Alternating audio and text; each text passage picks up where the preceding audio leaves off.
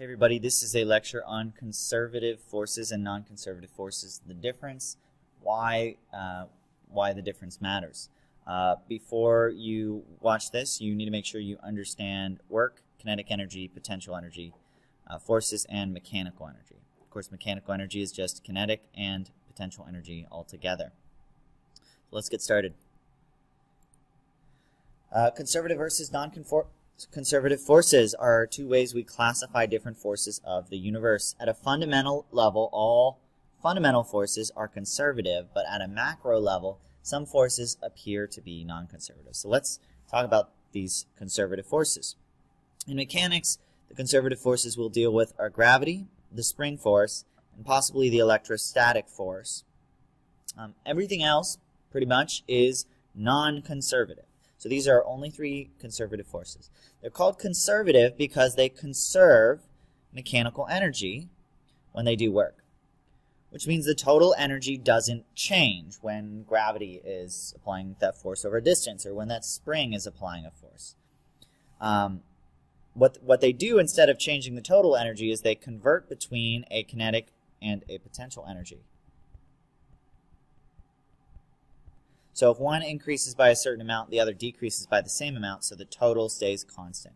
So they all have potential energies associated with them.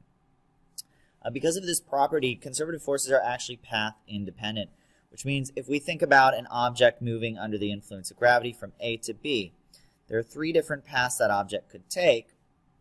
The work that gravity does is going to be the same whether we go from A to B on the blue path, the red path, or the green path. It doesn't matter, and we'll do the same work against gravity to move it from there to there as well. The path does not matter for conservative forces, which is why we can use conservation of energy, which doesn't take into account the path.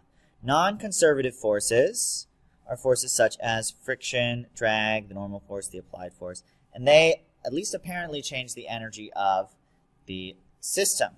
So they don't have an associated potential energy, and they change our total mechanical energy when they do work. That also means that these forces are going to be path dependent. If we think about moving an object across a rough surface from A to B, well, which path do you want to take? Which path is going to be easiest to push the object along? A is the shortest and most direct path, so that's going to be the easiest because you're going to be doing work against friction anytime you're moving an object along any path. So the longer the path you take, the more work friction is going to be doing, the more energy it's trying to take out of the system, the more work you have to do to overcome it. So conservative forces are path independent and conserve energy. Non-conservative forces change the total mechanical energy. So an example of conservative forces acting is a roller coaster, as long as there is no drag and no friction. So if we think about the forces acting on a roller coaster at any given time, let's say as it's going down a hill, there are going to be then three forces acting. Gravity pulls down, the normal points perpendicular to the surface, and since there's no friction and no drag, those are the only forces there. Because gravity is conservative, well, it is doing work because as this cart or train goes downhill, it's feeling that force over a distance. But all gravity does is change potential to kinetic energy or vice versa. As the cart goes down the hill, the kinetic energy increases and the potential energy decreases. As it goes up the hill, the kinetic energy decreases and the potential energy increases. Normal force is a non-conservative force, but because it's always perpendicular to the motion, it never does any work. So we don't actually have to worry about normal force at all when we're thinking about energies here.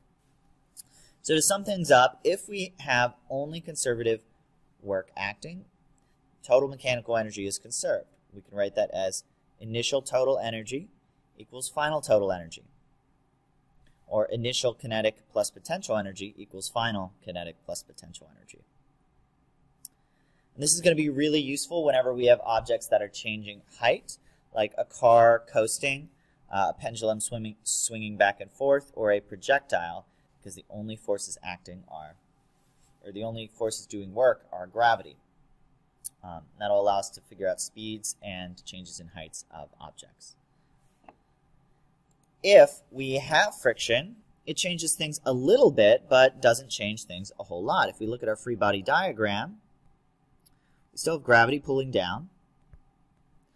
The normal force is always perpendicular to the surface, and friction is always going to be against the direction of motion. So gravity still is conservative. It's still going to do work, but it's not going to change the energy of our system. Normal force does no work, so we don't have to worry about that.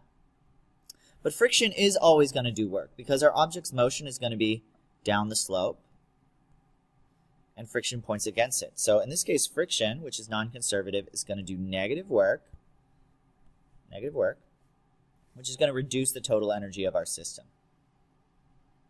And this is what non-conservative forces do.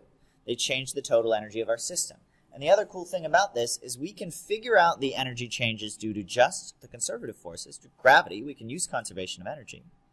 And then we can just look at the non-conservative forces, the frictions, the drags, to find our change in total energy and use that to figure things out about our system. And this gives us a general conservation of energy equation that applies in all situations. The total mechanical energy at the beginning plus the non-conservative work is equal to the final total mechanical energy. And again, we can use this to figure out speeds and heights of objects that are moving under the influence of gravity or springs. But this also allows us to take into account things like friction if we know about the work done by friction or by drag.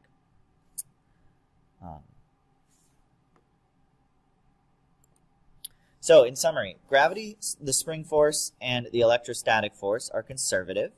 They're pretty much the only conservative forces we're going to be working with. They are path independent and they have potential energies, which means that our total energy is conserved when they do work.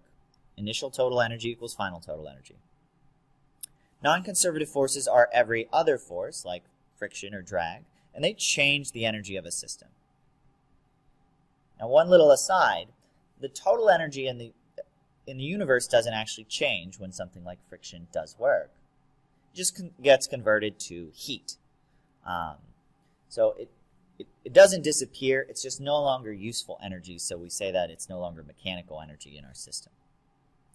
After that aside, so non-conservative forces change our total energy, and here's our conservation of energy equation that works in general.